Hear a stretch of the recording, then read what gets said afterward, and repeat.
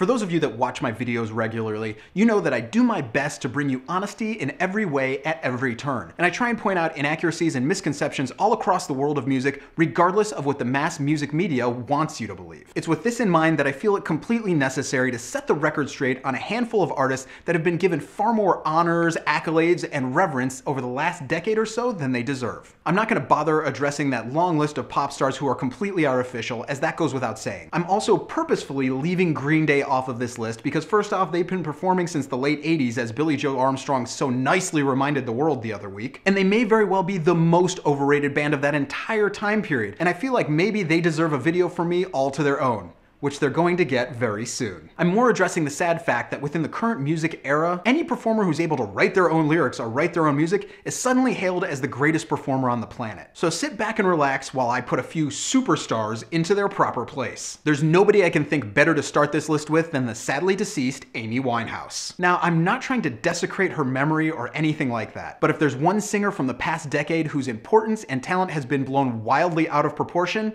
it's Amy Winehouse. Could she sing? Absolutely. I'm not arguing that point. But the fact that the mass music media tried to put her in the same category as singers like Billie Holiday and Sarah Vaughan is somewhere in the arena of outright hilarious. If you break down her songs in an objective manner, you'll be forced to admit the fact that Amy Winehouse had an extremely limited vocal range. And this led to her sound being very predictable from song to song. Another way of saying this is that her singing gets boring very quickly because there's no diversity or creativity to be found. Furthermore, much of the allure of her music was the fact that there were amazing orchestrations behind her, and all of them were tailor-made to bring to mind that retro sound. The fact of the matter is, Amy Winehouse was a media spectacle who could sing a decent tune, and those who continue to attempt to anoint her as some soul-singing revolution are doing little more than grasping at straws in an era of mediocre musical competition. Next up, let's look at the world of rock and roll, and I'm going to talk about a band that gets far more musical credit and reverence than they deserve. For the record, this is a band whose early career I thoroughly enjoy, but the musical terms and honors being thrown at the Black Keys over the last few years are nothing short of ludicrous. To the point,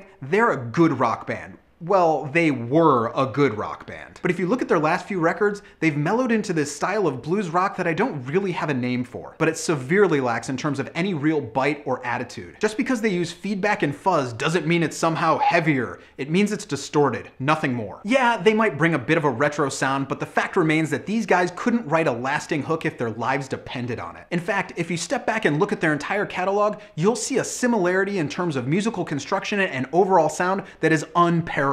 So many of their songs are nearly identical, and this uniformity and predictability in such a large amount is something people might call, I don't know, boring. The Black Keys are not the savior of rock and roll. They're barely a rock and roll act anymore. They're overly distorted white boy blues that appeal to people who simply don't know that better exists on the planet. And there are bands all across the globe that can easily outgun this band in every single area of musical creation or performance. Finally, not to beat up on English singers, but the fact of the matter is, anybody worth their weight in musical knowledge knows that the mystique around Adele is a complete sham and a construction of the mass music media. Once again, we're dealing with a performer that certainly can sing, but the heaps of praise that continue to be thrown onto her are absolutely unwarranted. Coming at things from a purely objective point of view, there's no arguing that her 21 record remains one of the most repetitive and ultimately tiresome albums ever released. Sure, she can hold a strong note, but so can an opera singer. All across her records, her vocal patterns and sounds are almost exactly the same, and there's rarely been as tepid and outright uncreative a recording to receive so many awards. Whether you want to point to the music, the lyrics, or the vocals, the album is outright dull to anyone who has ever experienced the amazing soul sounds of singers like Nina Simone or Janis Joplin, or in a more recent light, singers like Norah Jones and Diana Krall. The fact of the matter is, Adele is what is commonly called a media darling, and at the end of the day, while she is a good singer, she's far from great. And anyone with even the most basic understanding of music history can't deny that fact. The reality remains that within the mainstream music scene, those artists who are passed off as the best the world has to offer are usually very far from that title. And much like the tween pop performers, the reality is that they're simply more marketable than other performers. The best music in the world continues to be created far from the mainstream spotlight. And while the mass media may want you to believe differently, the fact of the matter is, performers like Amy Winehouse, the Black Keys, and Adele are far from revolutionary in any way, and the fact remains that at least 2 out of the 3 will be forgotten before the end of this decade. And those who may want to argue these facts should probably take a step back and look at things from a purely objective point of view.